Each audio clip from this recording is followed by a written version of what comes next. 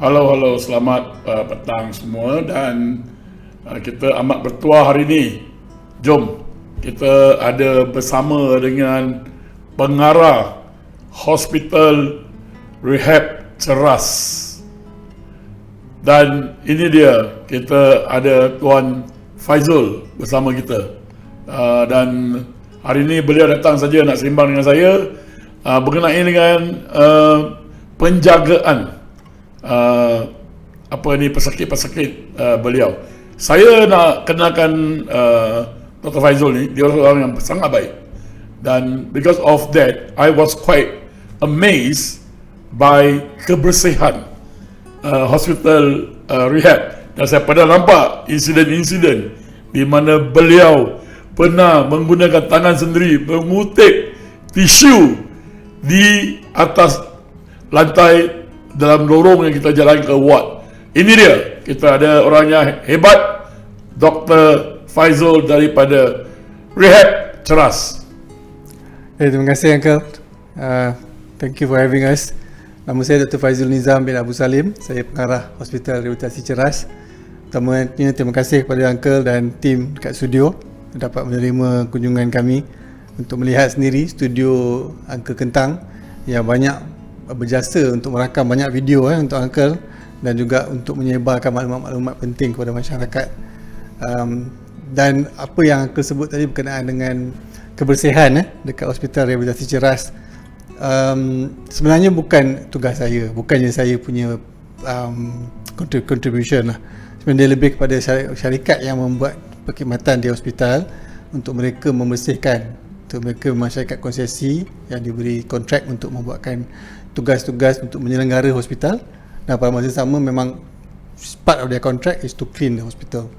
Tapi they do a good job in terms of cleansing. Saya rasa kita ada pengarah yang humble lah. Kadang-kadang sikit-sikit kita tolong. Dia tak ambil kredit pun. So saya nak juga maklum pada kita punya penonton.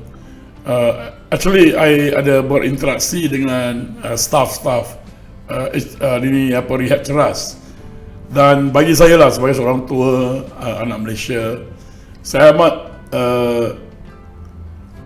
orang kata gembira lah, because staff tuan semuanya macam high spirit dan mereka ni sentiasa happy saja.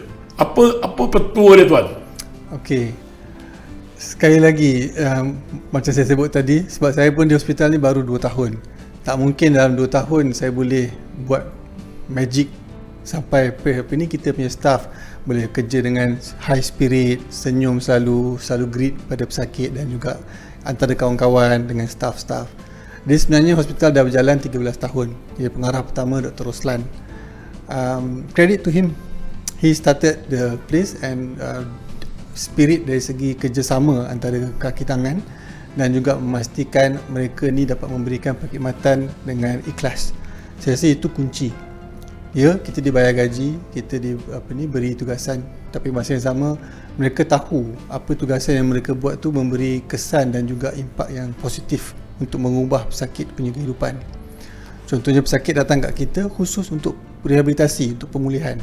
Datang ada yang stroke, ada yang tak ada kaki, kudung dan sebagainya, dan kita perlu bantu mereka untuk mereka kembali seboleh mungkin untuk menjadi independen dalam kehidupan. Mungkin daripada masuk hospital dia tak reti macam mana nak berus gigi sebab tangan dia dah kena stroke, otak dah kena stroke, tangan tak boleh gerak. Tapi kita ajar, kita bantu mereka, dan bila mereka tengok pesakit tu improve, memberi mereka satisfaction. Sebab tu kita punya bukan kata tagline, tapi kita punya tagline kita ialah harapan anda, inspirasi kami. Pesakit datang dengan harapan, they inspire us, so we do our best to make them better again. I see. Okay, lihat tuan-tuan bahawa harapan mereka inspirasi kami. Itu ada tagline yang agak, is a great tagline. Dan saya ingin bertanya pada tuan, peranan utama hospital rehabilitasi, what is the main core business of hospital rehab? Thank you Uncle soalan tu, sebab saya rasa ramai yang mungkin tak kenal dengan Hospital Rehabilitasi Ceras ni, sebab kita adalah satu institusi perubatan khas bawah Kementerian Kesihatan. So kita sama macam hospital Kementerian Kesihatan yang lain, cuma kita khusus pada satu bidang, iaitu bidang perubatan rehabilitasi. Yang mana kalau hospital yang besar yang lain macam Hospital Ampang, Hospital Kuala Lumpur, mereka banyak merujuk menerima pesakit-pesakit akut, kecemasan, ada yang datang untuk bersalin, ada yang datang untuk pembedahan dan sebagainya. Kita tak ada tu semua. Kita tak ada ICU, kita tak ada labor room, kita tak ada jabatan kecemasan, kita ada jabatan perubatan rehabilitasi. Jadi kita menerima rujukan daripada hospital-hospital lain atau klinik-klinik yang mana selepas pesakit mengalami sebarang kecederaan, contohnya patah tulang, memerlukan pembedahan, dia akan pergi ke hospital yang besar, kemudian nak rehab, dia akan datang kat kita. Pakar akan rujuk. Lepas kena stroke, contohnya pergi dekat hospital HCTM sebelah kita. Lepas tu, lepas dia dah keluar daripada tempoh kritikal, doktor daripada HCTM ataupun HKL atau apa akan call kita untuk pesakit datang kat kita. Dan kita menerima pesakit-pesakit seperti ini daripada satu Malaysia. Satu Malaysia sebab kita pusat rujukan kebangsaan. Dan charge dia sama seperti hospital kerajaan yang lain, sangat rendah. Dan dia memang banyak pesakit kita daripada kalangan kumpulan B40. Ada kumpulan yang lain tapi kebanyakannya daripada B40. Dan bila mereka datang, mereka akan duduk, kalau pesakit dalam, bila admitted to the ward, usually about 3 weeks, 3 minggu lah kebiasaannya on average secara puratanya. Dan dalam tempoh itu banyak aktiviti dibuat. Jadi dia punya what we call as mainstay of treatment ataupun kaedah utama bagaimana kita membantu pesakit ini adalah dengan membuat terapi. Jadi pesakit-pesakit kita biasanya akan melalui fisioterapi, occupational therapy, speech therapy, sometimes audiology punya terapi. Sometimes they also need to see technician untuk kaki palsu dan sebagainya. Ada juga yang bila mereka mengalami kecederaan seperti ini, mereka memerlukan bantuan daripada kita punya kaunselor dan juga daripada kita punya psikologis. Jadi yang ni aspek kesihatan mental yang perlu juga dijaga. Jadi bila datang kat kita, kita tengok segala segi perkara-perkara seperti inilah. Okey tuan, untuk makluman kami semua, berapa katil di hostel rehab dan berapa staff yang tuan ada? Okey, dekat hospital kami kita ada 166 katil. Jadi 154 katil kita gunakan untuk ward-ward, terbagi kepada 6 ward. Kita ada 12 katil lagi adalah untuk kegunaan unit rawatan harian dan juga unit penjagaan luka. Jadi mereka yang ada bed sore dan sebagainya, mereka akan datang untuk kita buat rawatan. 6 ward ni dia dibahagikan lah dalam kita punya sakit dalam. Ada satu ward untuk kecederaan spinal, contohnya kecederaan saraf tunjang, satu untuk ward neurologi, rehab untuk neurologi, satu untuk rehab acquired brain injury ataupun kecederaan otak, satu lagi ward untuk pediatric rehab, satu untuk geriatric rehab, jadi kanak-kanak pun ada, warga emas pun ada. Lepas tu kita ada juga untuk musculoskeletal dan juga amputee, kecederaan dari segi tulang, dari segi joint, kemudian yang amputated. Lepas tu satu program lagi untuk cardiopulmonary dan juga rehab untuk mereka lah. Jadi dari segi staff yang kita ada sekitar 750 orang. Sebelum ni lebih banyak lagi, 800 lebih. Tapi dengan penghijrahan keluar kita punya kaki tangan, jadi sekarang kita kurang sedikit. Tapi insyaAllah, alhamdulillah masih boleh kita menjalankan tugas kita. Okey, saya difahamkan ada ramai pesakit dia tak mampu datang ke hostel.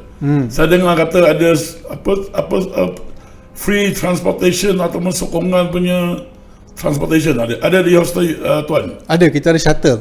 Jadi untuk patient shuttle ni dia khusus untuk mereka yang sebab kita tahu pesakit OKU yang banyak menggunakan wheelchair, susah untuk mereka keluar rumah. Jadi kadang-kadang mana yang kawasan berdekatan dengan ceras, mereka akan call, kita akan hantar shuttle ni dengan dia ada hydraulic system kat belakang. Jadi pesakit tu masuk dengan wheelchair dia akan angkat masuk dalam van dan akan hantar ke hospital lah. Kena bayar tak? Free. Cuma lah. Ya. Berapa van ada ni? Kita ada dua. Ada dua. So tuan-tuan dan puan, kita rehat sebentar. Kita masih lagi bersama dengan Tuan Faizul. Dan saya rasa anak muda ni, sampai anak muda lah ya, Tuan Faizul anak muda. Tak berapa muda lah ke? Boleh lah. So kita rasa kita ada seorang pengarah yang baik, yang berwibawa, dan saya berharap sama-sama kita doakan Tuan Faizal terus memantapkan lagi, membawa lagi kejayaan-kejayaan kepada pesakit-pesakit. Dan juga lepas ni kita akan cerita mental stress, pesakit stres dan juga penjaga yang stres. Betul. Mana yang stres lebih, mana yang stres kurang.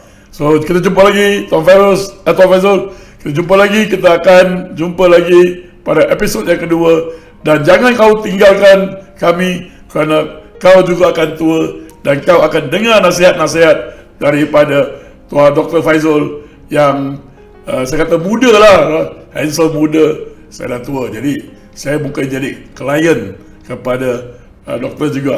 So jumpa lagi sehingga lain episod. Selamat tinggal dan jaga diri, jaga kesihatan.